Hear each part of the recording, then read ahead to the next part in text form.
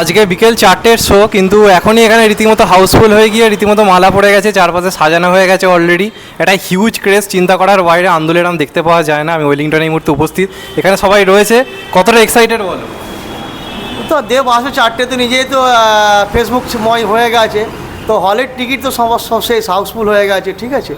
এবারে দর্শকের এবার আসবে, টুকটুক করে আসবে, এই শোটা শেষ হলেই আসবে। মানে আজকে শো, কালকে সন্ধ্যাবেলা শো? হ্যাঁ, কালকে 6টা থেকে টিকিট দেওয়া কমপ্লিট, তো আজকে আমাদের হাউসফুল।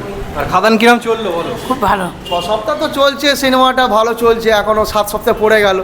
এবারে অনেকদিন তো কোনো বাংলা সিনেমা এরকম চলে না না না না না, ওনার তো আরও ভালো ছবি চলেছে। আই লাভ ইউ তো সবচেয়ে বড়, হ্যাঁ, সে তো। সবচেয়ে বড় ব্যানার ছবি তো আই লাভ ইউ, তারপরে তো আবার খাদানটা এলো। দেবদা কি প্রথমবার আসছেন? এর আগে এসছে? না না, এর আগে এসলো, আই লাভ ইউতে এসলো। আচ্ছা আচ্ছা। হ্যাঁ,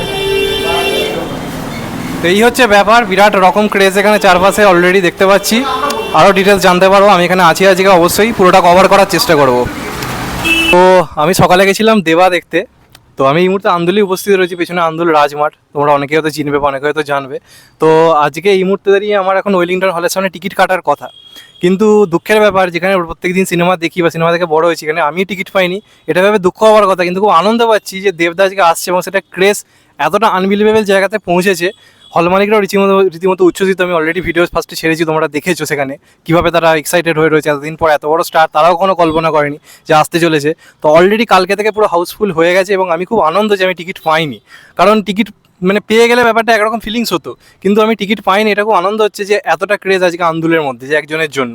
তো দেখা যাক শেষ পর্যন্ত পুরো ব্যাপারটা কভার করব এবং খাদানের ক্রেজটা এবং এই যে দেবদা এইভাবে যে জিনিসটা করছে না, আমাদের ওয়েলিংটন হলকে মানে অনেকে আলোচনার বাইরে রাখে বা আলোচনা করে না, কিন্তু আজকে দেখলাম রাস্তাঘাটে বিভিন্ন জায়গাতে বাসে টাসে করে আসছি, কিছু লোক হয়তো ওয়েলিংটনে আসছে, তারা বলছে চলো ওয়েলিংটনে যাবো, ওয়েলিংটনে যাবো। ব্যাপারটা ভেবেও খুব ভালো লাগছে।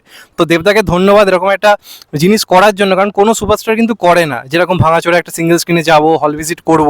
তো এটা খুব দরকার ছিল এবং পরিশ্রমী বেসিক্যালি একজনের সাফল্য এনে দিতে পারে, সেটা দেবদার ক্ষেত্রে বারবার প্রমাণ হয়েছে, খাদানের এই সাফল্য এবং তার সঙ্গে সঙ্গে সিঙ্গেল স্ক্রিনের এই ভিজিট, এবং যেখানে মানুষজন ব্যস্ত, প্রত্যেকে নিজেদের কাজকর্ম নিয়ে ব্যস্ত, সেখানে দাঁড়িয়ে এই রকম রেসপন্স জাস্ট ভাবা যায় না। নিজেদের কাজকর্ম ফেলে লোকে আসছে, স্কুল কলেজের সবাই টিকিট কেটে নিচ্ছে আগের দিন এসে। আনবিলিভেবল ক্রেজ, ভাবা যায় না।